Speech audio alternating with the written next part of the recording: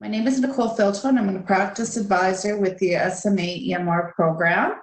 I'm here today to provide you some high-level training on and highlight the main points of the video conferencing tool that's available to you, Pexip, and it's also referred to as Telemerge video conferencing. So I see that everybody currently has their microphones mute. If we could just keep them on mute throughout the presentation, that cuts down on background noise.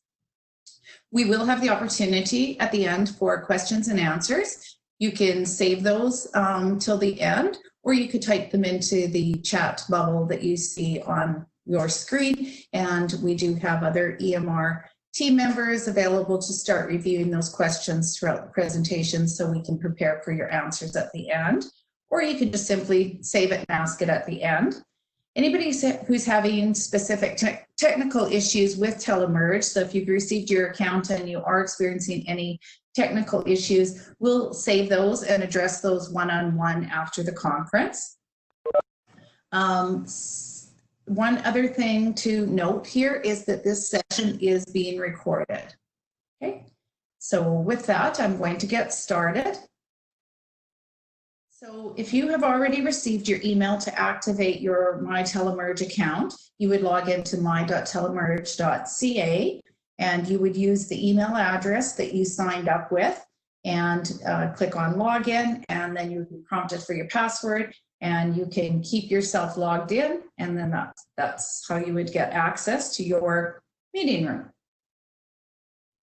This is what it looks like when you're now logged into your meeting room. So Dr. Jill here, it's Dr. Jill's virtual meeting room.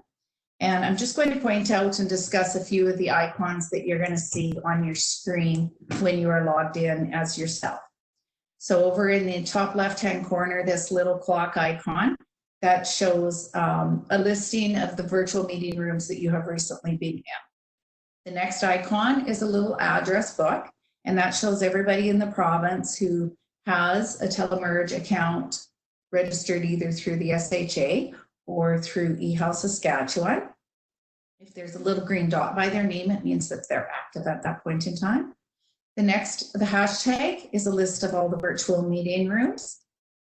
And the next icon, this little person, is your profile. That's where some of your settings would be, and also where you would reset your password if you needed to. If I go over to the right-hand side, you're going to see this unlock in black. It's very, very important to lock your screen anytime you're in here. I'm going to speak about this many times throughout the presentation because it's very, very important. It's the key to ensuring privacy when you have a patient in your virtual meeting room. You want to make sure that you have the right patient in your room and then lock down your screen. I'll speak more to that in a moment. If we go over to the very far right-hand side and we see these three dots, when you click on those dots, there would be a drop-down. The important thing to note here is your logout button is down at the bottom of that drop-down, and it's suggested at the end of the day that you log out. You can keep yourself connected and in your virtual meeting room throughout the day. Just again, ensure that it's locked. We'll speak more to that. The next icon that you're going to see is this little avatar. Right now, next to that, you see a 0 because we don't have anybody in this virtual meeting room. We'll show you what it looks like when you do have patients joining it, or when you yourself are logged into your virtual meeting room, you would see a number 1 there. The next icon is this little gear, and within that gear, there are quality and device settings that you can control or manage for your camera, your microphone, etc. Recommended that you only adjust those quality settings when you're not actually in a teleconference or in a video conference with the patient, because they won't save. So if you are experiencing difficulties and perhaps you have a bad internet connection, you might want to switch from medium bandwidth, which is the recommended setting. You might need to switch that to low. So you would have to disconnect the patient from the call and then go back in and make that setting change and then allow the patient back into the meeting room. The next one we're going to talk about is the room link. So I'll just switch screens here. So the room link is actually your address, so to speak, for your virtual meeting room. It never changes. It stays the same all the time. So once you copy and paste this room link into an email for a patient or into a template, I'm not sure if you've all seen that template. Let me just see if I can share that with you here.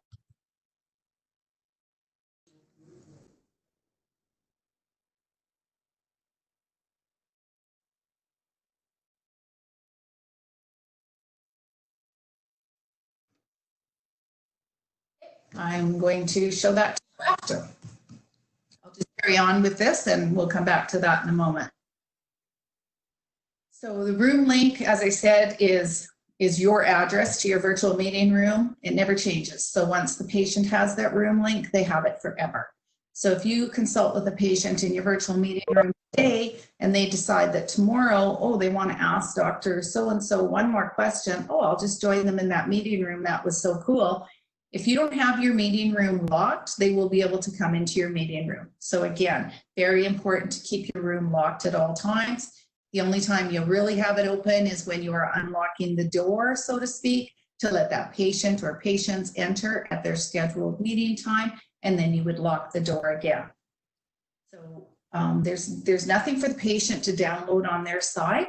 They would just copy and paste this address into suggested Google Chrome browser, and then they'll be able to connect with you that way.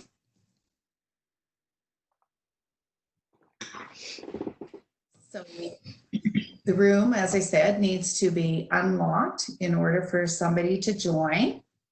And then they would click on join through browser. The other icons, I'm not really going to speak to any of these down here, except maybe the telephone, that there is a toll-free number you could provide to your patients that they could connect with you through your virtual meeting room and connect with you by telephone. And you would be able to provide them that toll-free number. Maybe the patient doesn't have a microphone on their computer.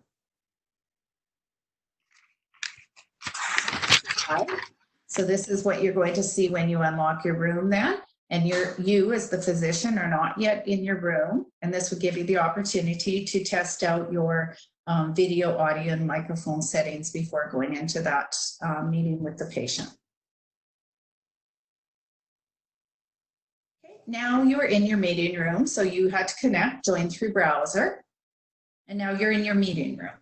Important, go in and make sure that your room is locked. So you would click on the lock button to lock down your room. Now you'll see this little avatar person. We have a number 1 beside it. That's because you, the host, the provider, you're in your meeting room.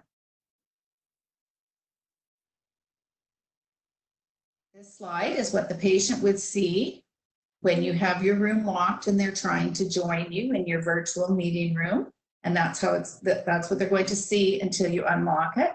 The template that I'll share with you at the end of this session addresses that so the patient would know what to expect.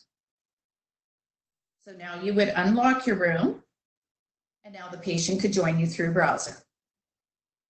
They'll hear a ringtone and then they'll be joined into your virtual meeting room. And there's our patient.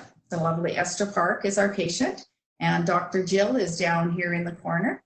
And now I'm just going to go through a few of the icons here. So you'll see now we have 2 participants in here.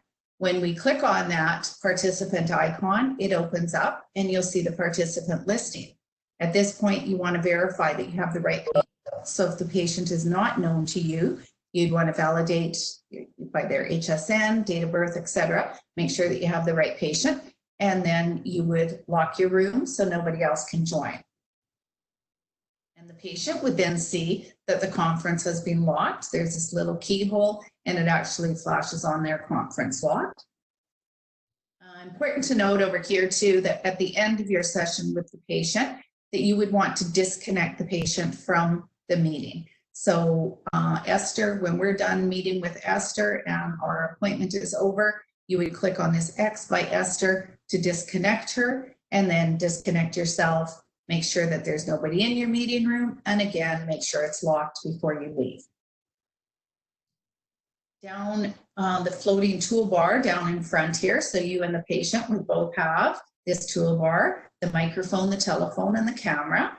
and the microphone is to go on mute, and the camera is to black out the screen. So take away your camera and it would just go black on the, like, patient would just see a black screen. Same on their side, then you would just see a black screen if they did that. And then the phone is to disconnect from the call. So the patient could disconnect themselves before you had the chance to go into the participant listing and do it that way.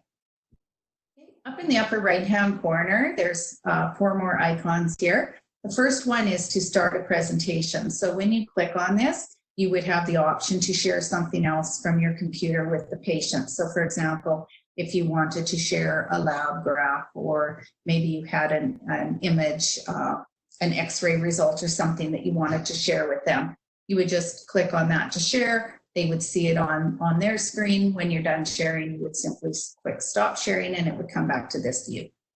The next it is the keypad. If you entered a PIN number, which you might need for using the mobile app, we're not really going to get into that at this session, but that's what that is a keypad for that.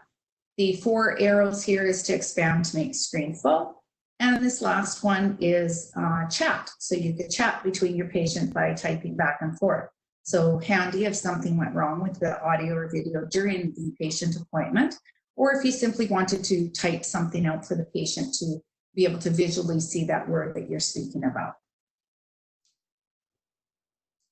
So there is support available to you, not only through the SMA EMR program, but if you were to need some additional support, perhaps after hours, or you couldn't get a hold of anybody at the EMR team for whatever reason, there is additional support available to you through eHealth Saskatchewan, and there is support available to the patients through the Telemerge support desk.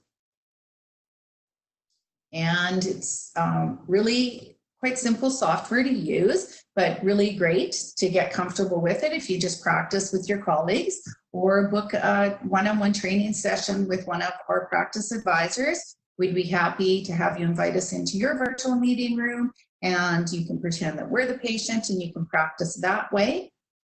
So we just want you to be able to get comfortable with it. I'm just going to see if I can find that document to share.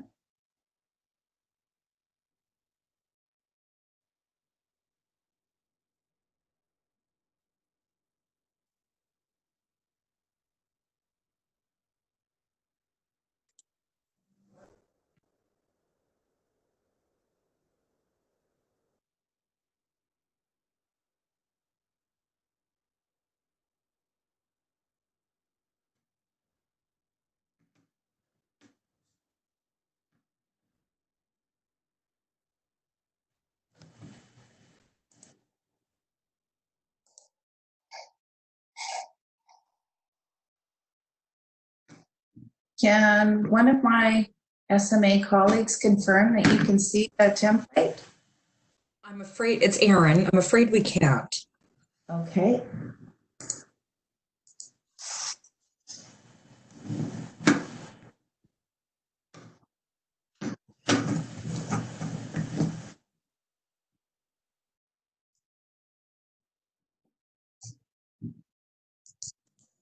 It's available now, Nicole.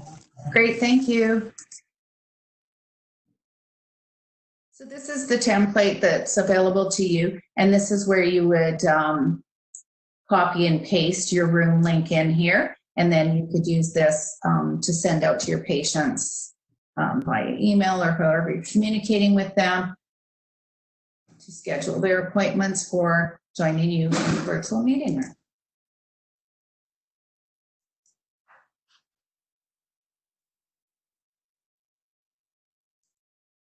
So that concludes the training. We've gone through all of the slides. I just want to point out a couple things. If you are very busy throughout the day with Telemerge and you have a lot of meetings in your virtual meeting room and all of a sudden you notice poor quality where there's stuttering, pixelation in the picture, just restart the browser. That seems to help. Now I'd like to open it up if anybody has any questions or anything that we can help you with.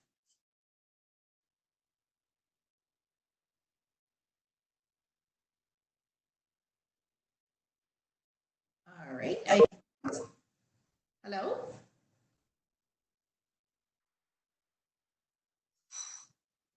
I don't see any questions in the chat. So if nobody has any questions, we'll end the session now. Thank you for taking the time to join us.